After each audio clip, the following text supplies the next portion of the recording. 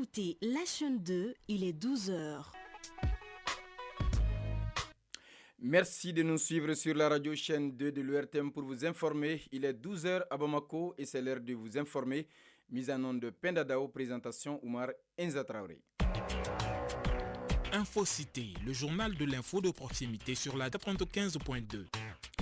Au sommaire de cette édition, le Mali, à l'instar des autres pays du monde, a célébré hier samedi 3 mai la 32e édition de la Journée mondiale de la liberté de la presse, occasion pour les professionnels des médias de réfléchir sur les questions relatives à la liberté et à l'éthique professionnelle.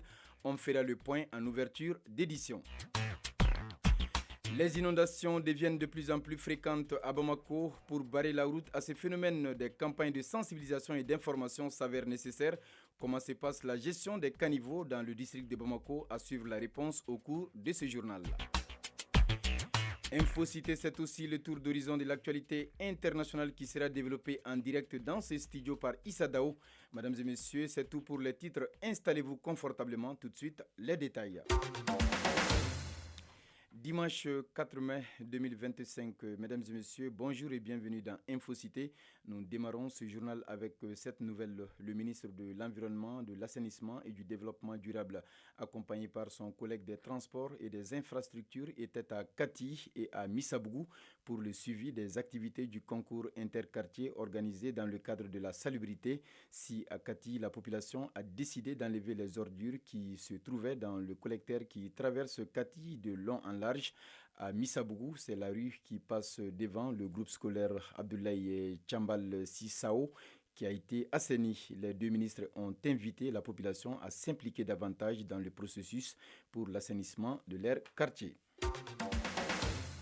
Comme annoncé dans les titres de ce journal, le Mali, à l'instar des autres pays du monde, a célébré hier samedi la 32e journée mondiale de la liberté de la presse sous le signe des défis technologiques et de la responsabilité journalistique. Le thème de cette année met en lumière les opportunités et les menaces liées à l'intelligence artificielle pour les médias. À l'ouverture des travaux, les discours ont porté sur l'éthique, la rigueur et la protection des journalistes.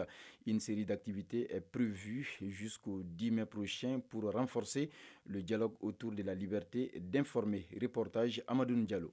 Dans son discours d'ouverture, le président de la Maison de la Presse, Bandjougou Dante, a dressé un état des lieux du secteur médiatique malien. Il a saisi l'occasion pour interpeller les autorités sur leur engagement en faveur de la liberté de la presse. Bandjougou Dante. La presse malienne se trouve dans une situation difficile.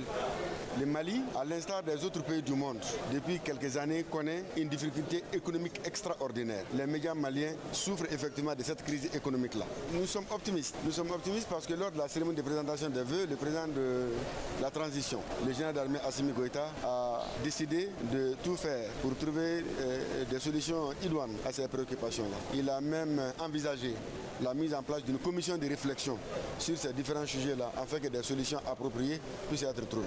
Invité d'honneur de cette 32e édition, le directeur général de la Maison de la Presse du Sénégal a pour sa part partagé l'expérience sénégalaise en matière de liberté de la presse. Il a plaidé pour une union sacrée entre journalistes et institutions médiatiques. Sambou Biagui, directeur général de la Maison de la Presse du Sénégal. Le message que j'ai pu lancer ici au Mali, c'est qu'on puisse s'unir. Et pour que cette union soit véritablement actée, j'ai invité à toutes les maisons de la presse à se réunir, à relancer l'union des maisons de presse d'Afrique pour pouvoir véritablement agir ensemble. Parce qu'ensemble, je pense qu'on peut faire beaucoup de choses. De son côté, le secrétaire général du ministère de la Communication, de l'économie numérique et de la modernisation de l'administration a appelé les médias maliens à un sursaut professionnel, notamment en période de crise.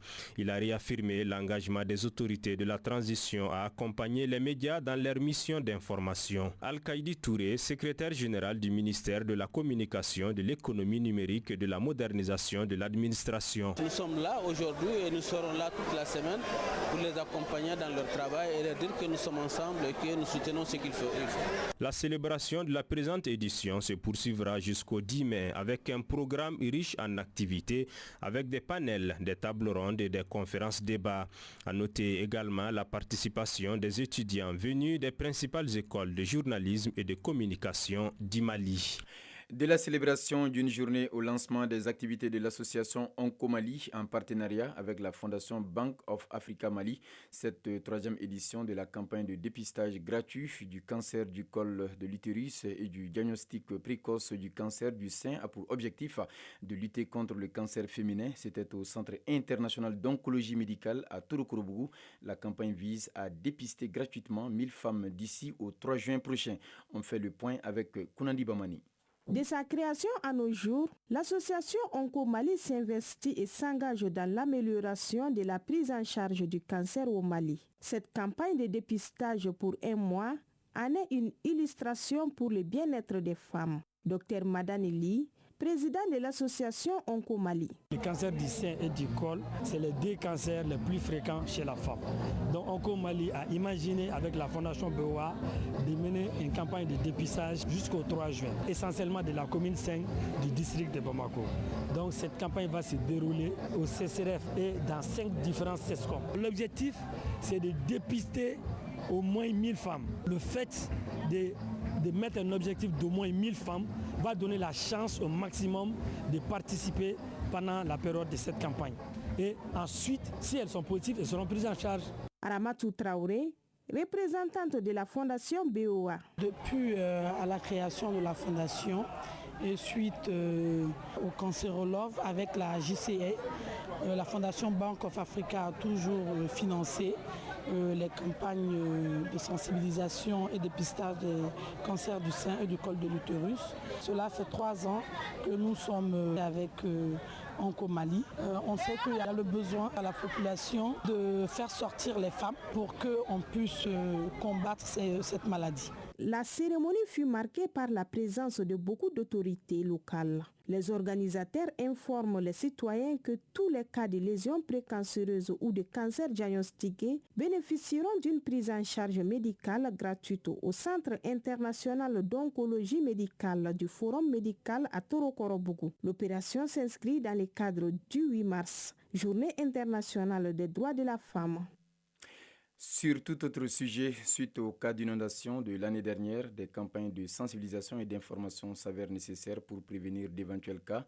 C'est dans cette logique que notre rédaction a bien voulu s'intéresser à ce sujet, à l'heure où les inondations deviennent de plus en plus fréquentes.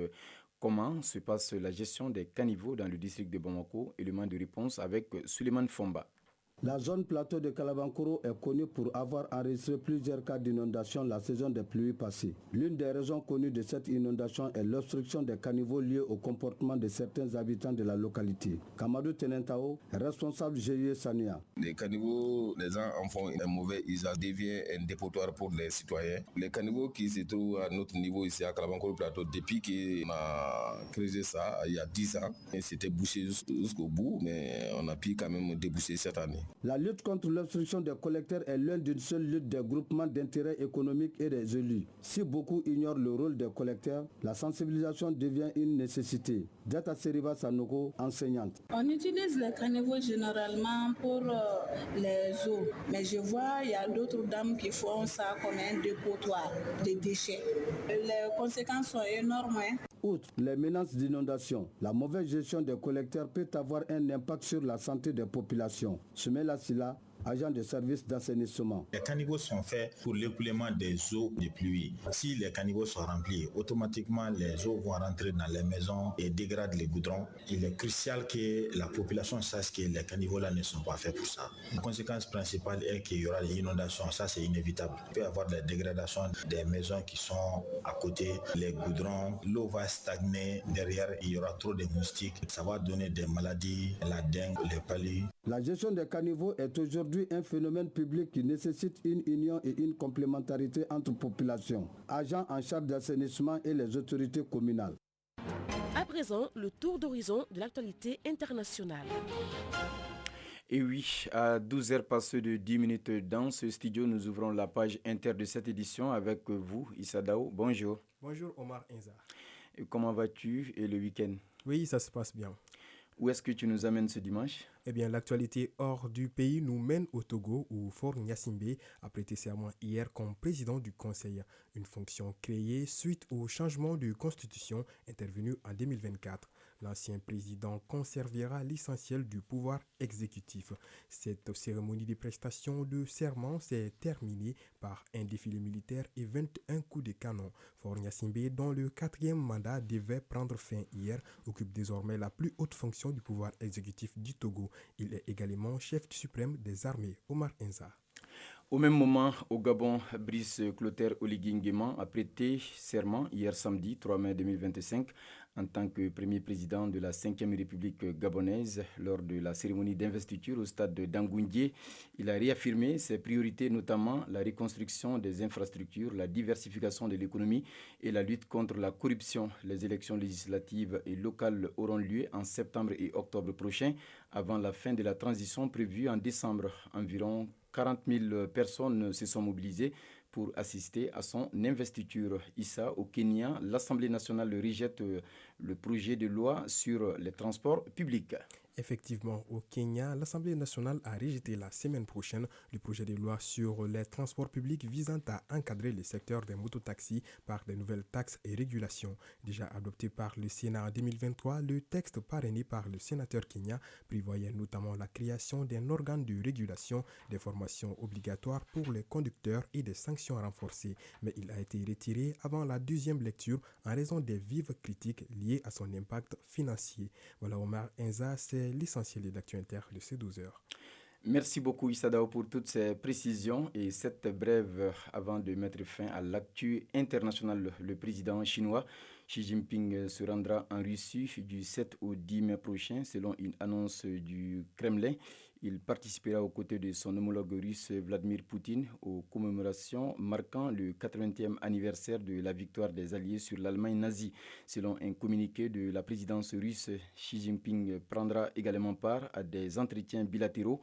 Il est prévu que plusieurs documents de coopération soient signés, précise la même source d'information.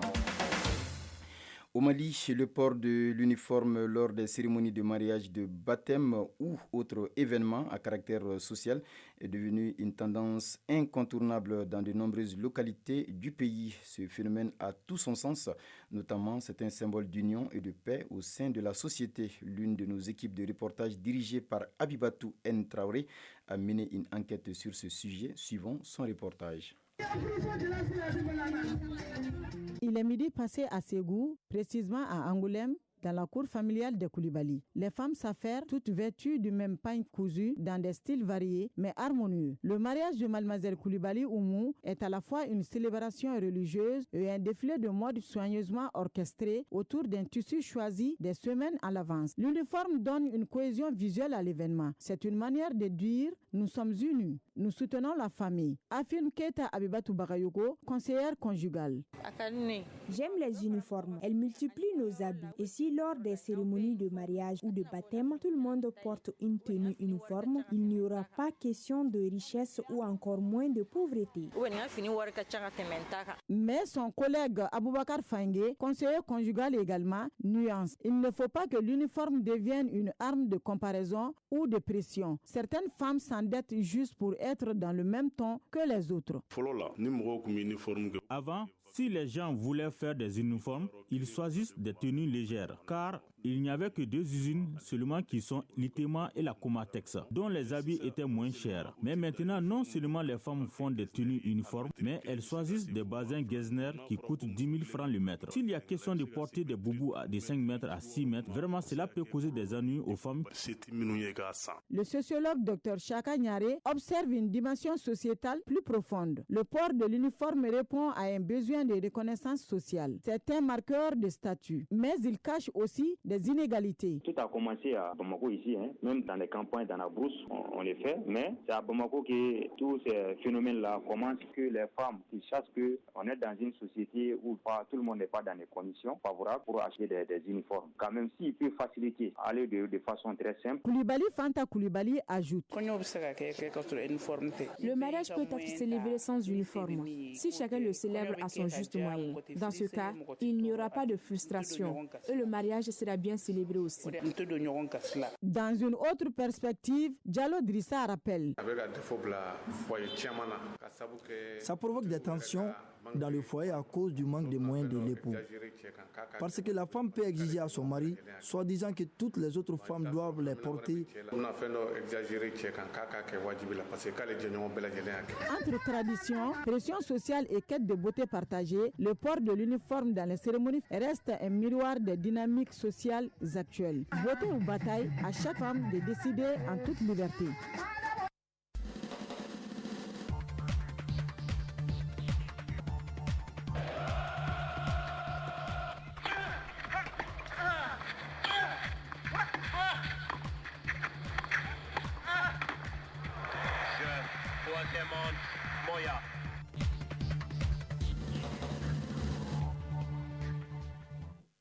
Et oui, vous l'aurez compris, en sport, la 20e édition du Tour Skills international du Bénin s'est achevée hier samedi. Notre compatriote Daouda Djiré est le seul coureur des pays de l'Afrique de l'Ouest dans le top 10. Le Mali a terminé 6e au classement général par équipe. En football, l'édition 2025 de la CAN des moins de 20 ans garçons se poursuit en Égypte. Au plan local, l'actualité sportive est dominée par les demi-finales de la 64e édition de la Coupe du Mali de football. L'USFAS et le Djoliba AC vont s'affronter cet après-midi pour le deuxième ticket de la finale. Le premier a été empoché par le Stade malien de Bamako hier samedi aux dépens du FC Djara. Voilà, c'est l'essentiel de cette nouvelle sportive.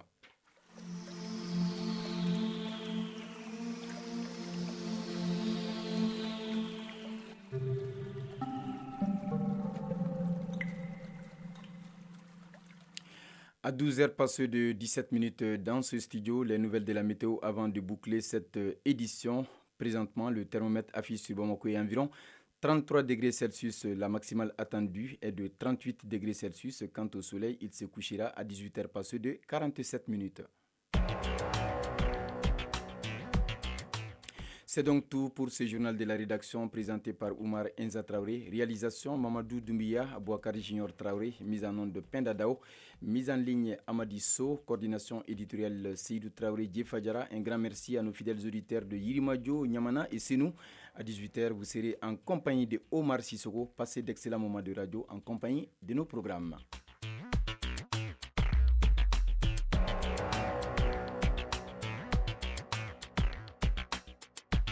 Bon week-end avec